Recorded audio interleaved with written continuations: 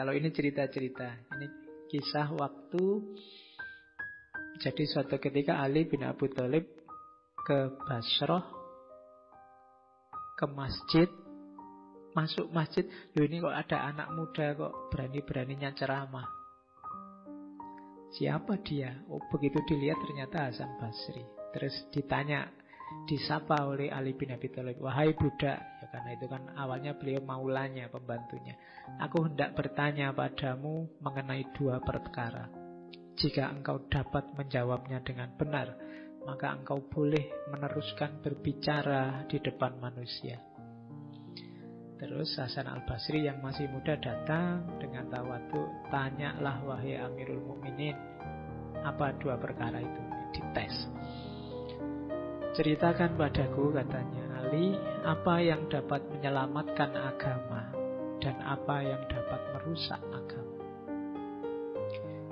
Hasan al-Basri menjawab, yang dapat menyelamatkan agama adalah warok, dan yang dapat merusaknya adalah tamak. Ini nanti kalian muhasabah sendiri ya, kenapa warok itu bisa menyelamatkan dan tamak itu merusak. Katanya Ali terus, benar engkau, teruskan bicaramu. Orang semacam engkau layak berbicara di hadapan orang banyak. Jadi kalau kalian merasakan kegelisahan tertentu sehubungan dengan agama, kalau banyak menurutmu hal-hal yang berhubungan dengan agama kok melahirkan kerusakan-kerusakan, jangan-jangan banyak ketamaan yang terlibat. Jangan-jangan di antara kita banyak yang dilanda penyakit tamak. Karena katanya Imam Hasan al-Basri, yang merusak agama itu tamak. Ini juga ada banyak sekali kisah dan quote. Saya ambil misalnya ini dengan seorang tamunya. Ini nasihat bagi kita untuk tidak ngomong jelek tentang orang lain. Suatu ketika tamunya bilang, wahai imam, aku sangat mengagumi majelismu, akan tetapi mengapa kok di tempat yang lain ada seorang guru yang selalu menyebutmu secara tidak pantas dan menjelek-jelekkanmu. Hari ini kan kadang-kadang terjadi itu kan. Orang mengadukan ustadz ini, mengadukan ustadz itu, guru ini, guru itu. Nah ini dia mau wadul, apa wadul lagi bahasa Indonesia nih, mengadu pada Imam Hasan al-Basri. Katanya Imam Hasan al-Basri, tolong kamu hentikan pembicaraanmu itu, wahai tamuku. Orang yang engkau sebut tadi, aku kenal. Dia adalah juga sahabatku. Adapun yang akan kau sampaikan kepadaku tentang dia yang selalu menjelekkanku, maka jika engkau bohong, engkau harus dicambuk karena berdusta. Dan jika yang kau sampaikan itu benar, maka engkau tetap harus dicambuk karena engkau telah ghibah dan mengadu domba antara aku dan dia. Kira-kira sekarang kamu milih yang mana? Kalau benar ya dicambuk, kalau salah ya tetap dicambuk.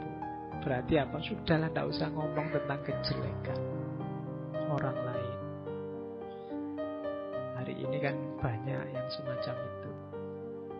Ada lagi ini kisah unik. Kisahnya Hasan al-Basri dengan seorang teman sufinya yang namanya Habib al-Ajmi. Jadi satu ketika Imam Hasan al-Basri ini mengunjungi seorang sufi besar, Habib Ajmi. Pada waktu sholat, ya karena beliau tamu, terus tuan rumah disuruh jadi imam. Tapi begitu Habib Ajmi jadi imam, pusing ini Hasan Basri. Ini sufi ngimami tajwidnya rusak, tidak karu-karuan. Panjang pendeknya kacau, gatel telinganya, nggak kusuk sholatnya, akhirnya mufarokoh. Kalau caranya gini kacau ini, nggak kusuk sholatku, sholat sendiri aja deh, misah dari imamnya. Habib Ajmi ya tidak apa-apa. Tapi malamnya Imam Hasan Basri bermimpi dapat peringatan langsung. Hasan, Jika saja engkau berdiri di belakang Habib Ajmi dan menunaikan sholatmu, niscaya kamu akan memperoleh keridhoanku, dan sholatmu akan memberi manfaat yang jauh lebih besar dari seluruh sholat dalam hidupmu. Kamu mencoba mencari kesalahan dalam bacaan sholatnya, tapi kamu tidak melihat keikhlasan, kemurnian, dan kesucian hatinya. Ketahuilah, aku lebih menyukai hati yang tulus daripada tajwid yang sempurna. Ya. Jadi dunia sufi logikanya selalu semacam ini. Kita kan yang sering terjebak formalitas-formalitas. Jadi padahal kita tidak tahu keutamaan itu ada di mana. Ampunan Allah itu ada di mulutnya siapa. Keridhaan Allah itu datangnya dari perilakumu yang mana. Jadi jangan merendahkan orang, menyepelekan orang, menjelek-jelekkan orang, dan lain sebagainya. Jadi ini pelajaran dari kisahnya bersama Habib Ajmi. Oke, kita kan juga punya Habib sekarang banyak. Terus yang sufi juga kan banyak. Kalau ini kisah tentang seorang pemabuk. Suatu ketika waktu Imam Hasan Al-Basri jalan-jalan, tiba-tiba lihat orang mabuk masuk dalam lumpur. Terus diingatkan oleh Imam Hasan Al-Basri, hati-hati tuh kalau jalan, jangan sampai tenggelam. Cuma saya tidak tahu pemabuknya ini kemasukan apa. Jawabannya, wahai Tuan Hasan, jika aku tenggelam, aku sendiri yang hilang. Tapi apabila diri Tuan yang tenggelam, maka semua pangkat dan jabatan Tuan akan ikut tenggelam. Ini sindiran pada Hasan Al-Basri. Jangan tertipu oleh pangkat, jabatan, dan semua topeng. Dia hanya akan memberatkan hidupmu. Kamu bawa kemana-mana, kamu lebih sumpek lagi. Kalau hanya aku yang tenggelam, selesai. Siapa yang kenal aku, siapakah aku, mungkin tidak muncul juga di berita. Aku tidak penting. Yang hilang hanya seorang pemabuk. Tapi kalau Imam Hasan Al-Basri yang tewas tenggelam, ada yang kehilangan guru, ada yang kehilangan mursyid, ada yang kehilangan sahabat, dunia Islam kehilangan, banyak sekali yang kehilangan. Kenapa? Jabatannya banyak, gelarnya banyak, posisinya banyak. Jadi hal-hal duniawi masih banyak yang nempel. Ini diantara peringatan pada Imam Hasan Al-Basri. Siapa mengira kalau ini kalimat ini muncul dari seorang pemabuk. Mungkin yang mabuk juga tidak sadar ngomong apa. Atau memang mulutnya dipinjam oleh Allah untuk mengingatkan Hasan Al-Basri. Makanya saya bilang tadi, kita tidak tahu hikmah itu muncul dari mulut yang mana. Terus kalau ini mirip kisahnya waktu kita bahas Laila Majnun. Jadi suatu ketika ada perempuan muda yang nyebrang jalan sambil dia ngeruneng, mengeluh tentang suaminya. Pokoknya mungkin sedang gegeran sama suaminya.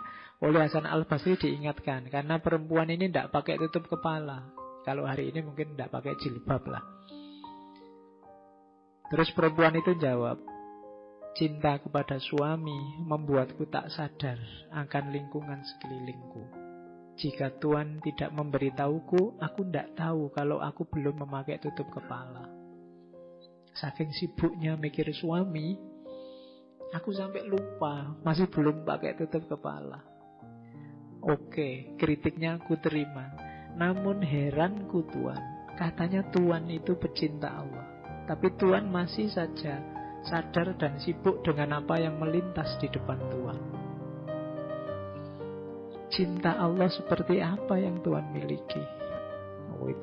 Ini yang nyindir malah yang keliru. Ya kan? Jadi wong aku saja sibuk mikir suamiku, mungkin suaminya nggak pulang-pulang atau apa. Sampai aku lupa belum pakai jilbab. Harusnya Tuhan yang cinta sama Allah sibuk luar biasa sama Allah. Ternyata ada perempuan lewat nggak jilbaban aja, sampean sudah sibuk juga. Cinta macam apa itu kan, sindirannya begitu. Ya itu nasihat juga buat kita semua, melihatnya ke dalam. Inilah muhasabah dari seorang Hasan Al-Basri. Puisi ini sangat terkenal. Anak Adam, dirimu, diriku. Dirimu hanya satu.